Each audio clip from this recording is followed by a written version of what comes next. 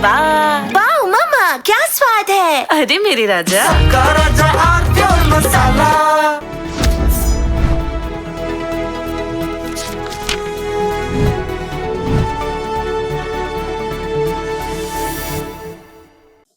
नमस्कार। असदुद्दीन ओवैसी ने उत्तर प्रदेश की जमीन पर तंबू गाड़ दिया है। अब ओवैसी का सारा ध्यान उत्तर प्रदेश पर केंद्रित हो गया। कल उन्होंने बहराइच से अपना चुनावी अभियान शुरू कर दिया और बहराइच को इसलिए चुना क्योंकि वहां सालार गाजी था। सालार गाजी जो सोमनाथ मंदिर के ध्वस्तीकरण की महमूद गजनी की जो कोशिश थी उसमें शामिल था। उस कुकृत्य में महमूद गजनी का भांजा सालार गाजी, उसकी मजार चूंकि बहराइच में है, इसलिए बहराइच में सालार गाजी को जिंदा कर दिया फिर से चुनावी अवसर पर ओवैसी ने। और वहां से ओवैसी ने अपनी चुनावी यात्रा शुरू कर दी। ओवैसी जहां जाते हैं वहां विवाद पैदा होता है, हलचल पैदा होती है, चुनावी समीकरणों में कुछ रद्दोबदल होता है। वो कल जब उत्तर प्रदेश में अपने चुनावी अभियान का श्री गणेश कर रहे थे तो उन्होंने समाजवादी पार्टी और विशेष रूप से उसके अध्यक्ष अखिलेश यादव को निशाने पर रखा। उन्होंने कहा कि अखिलेश यादव 2014 से लगातार हर चुनाव में असफल हो रहे हैं और फिर वो सनसनीखेज आरोप ये भी लगा रहे हैं ओवैसी कि बिहार में ओवैसी की पार्टी को हराने के लिए अखिलेश यादव ने अपने नेताओं को, विधायकों को, सांसदों को भेजा, लेकिन वो असफल रहे हमको हराने में। मायावती को लेकर ओवैसी मौन है। मायावती पर वो हमलावर नहीं है, लेकिन अखिलेश यादव पर हमलावर है, सपा पर हमलावर है। यहां से ओवैसी की पॉलिटिक्स को समझने की कोशिश करिए। ओवैसी से पूछिए कि आप गठबंधन करेंगे, कहेंगे हाँ जी तैयार है गठबंधन के लिए। सपा से करेंगे कि बसपा से करेंगे, बोले किसी से भी कर सकते हैं, जो बात करना चाहे उससे कर लेंगे। देखते हैं आगे क्या होता है।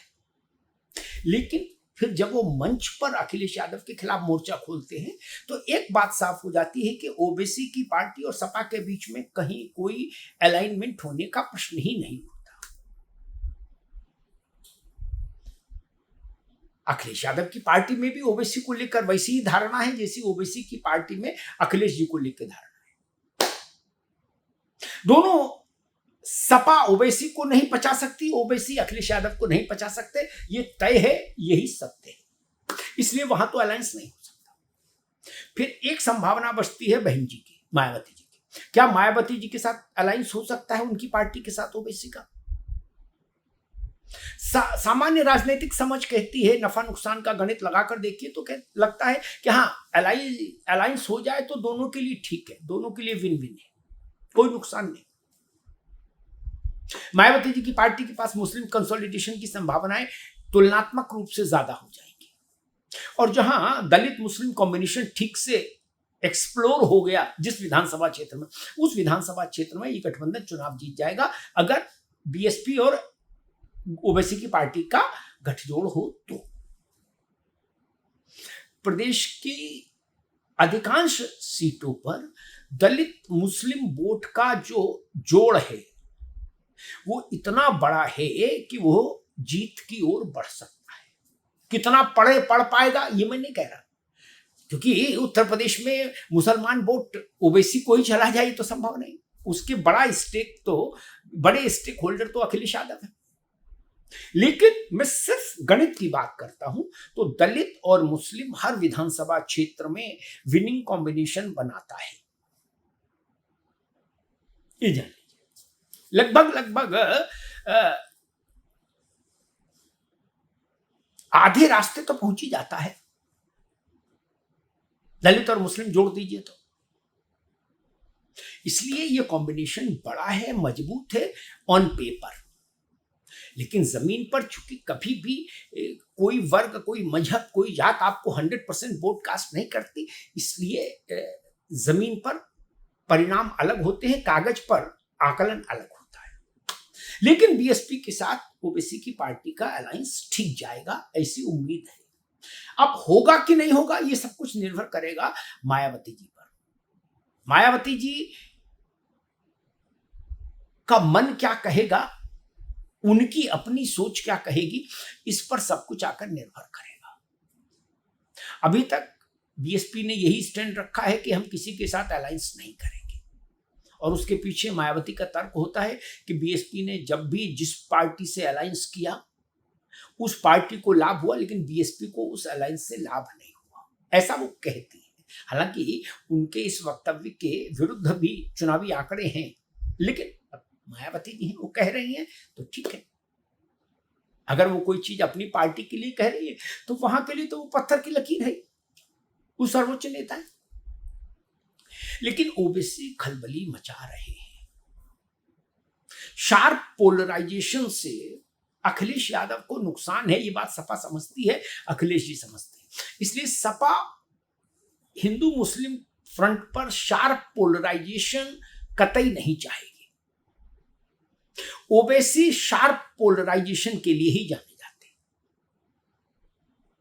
इसलिए ओबीसी जितना उत्तर प्रदेश में सक्रिय होंगे उतना हिंदू मुस्लिम शार्प पोलराइजेशन होगा, क्रिया होगी तो उसकी राजनीतिक प्रतिक्रिया होगी। ओबीसी सालार गाजी को जिंदा करेंगे तो स्वाभाविक है फिर सुहेल देवी की चर्चा होने लगेगी, क्रिया होगी तो प्रतिक्रिया होगी। महाराजा सुहेल देव ने भारतीय राजाओं की सेना बनाकर सालार गाजी को इसी उत्तर प्रदेश की जमीन पर जमींदोज कर दिया था। तो फिर वो सब पन्ने इतिहास के खोले जाएंगे तो उसका चुनाव पर भी असर पड़ेगा। इसलिए ओबीसी का एक्टिविज्म समाजवादी पार्टी को थोड़ा सा अनकंफर्टेबल करेगा, ये तय जान लीजिए। जितना जितना ओबीसी एक्टिव होते जाएंगे सपा उतना उतना अनकंफर्टेबल होती जाएगी और उसकी संभावनाओं पर उतना निगेटिव असर पड़ने की गुंजाइश बनती जाएगी। इसीलिए समाजवादी पार्टी कहती है कि ओबीसी बीजेपी की बी टीम है, वो बीजेपी को जिताने के लिए राज्य दर राज्य जाते हैं। ओबीसी कहते हैं कि हमको भी अधिकार है चुनाव लड़ने का, जैसे अखिलेश यादव को है। किसने कह दिया कि केवल सपा ही चुनाव लड़ेगी, हम नहीं लड़ेंगे? और ओबीसी बार बार इस बात को रेखांकित करने की कोशिश करते हैं कि समाजवादी पार्टी भाजपा से लड़ने में सक्षम नहीं है, इसलिए वो तमाम उन चुनावों की फेहरिस्त गिनाते हैं जिनमें सपा हारी। वो कहते हैं ये लड़ने लायक ही नहीं, ये भाजपा से लड़ ही नहीं सकते। अब ये आरोप उस आरोप से बड़ा हो जाता है कि ओबीसी बीजेपी की बी टीम है। ओबीसी ये समझाने की कोशिश करते हैं सामान्य पब्लिक को कि भाई इनके भरोसे मत रहिए साइकिल के, ये नहीं जीत सकते, ये भाजपा को नहीं हरा सकते। अगर आपको भाजपा को हराना है तो आपको किसी दूसरे कॉम्बिनेशन की ओर जाना होगा। इस गोली से बीमारी नहीं जाएगी, कोई दूसरी गोली ट्राई करो। सरल भाषा में ओबीसी ये समझाने की कोशिश कर रहे हैं उत्तर प्रदेश में। यही बात वो सब जगह कहते हैं। जैसे बिहार जब वो गए तो यही बात उन्होंने आरजेडी और कांग्रेस के लिए कही कि ये लोग बीजेपी को नहीं हरा सकते। उत्तर प्रदेश जब वो आते हैं तो वो यही आरोप समाजवादी पार्टी पर लगाते हैं कि अखिलेश यादव भाजपा को कभी नहीं हरा सकते।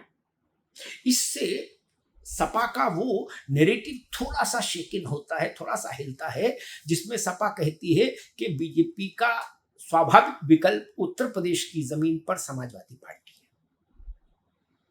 या ये चुनाव योगी आदित्यनाथ वर्सेस अखिलेश यादव है। सपा ये बताने की कोशिश करती है, लेकिन जब ओबीसी बीच में आकर खड़े हो जाते हैं और वो कहते हैं कि नहीं, अखिलेश यादव उतने बड़े नेता नहीं कि वो बीजेपी को हरा दें, तो मामला थोड़ा सा सपा के लिए कठिन हो जाता है, उलझावपूर्ण हो जाता है। फिर वही सवाल उठता है कि आखिर ओबीसी की पॉलिटिक्स क्या है। धन्यवाद।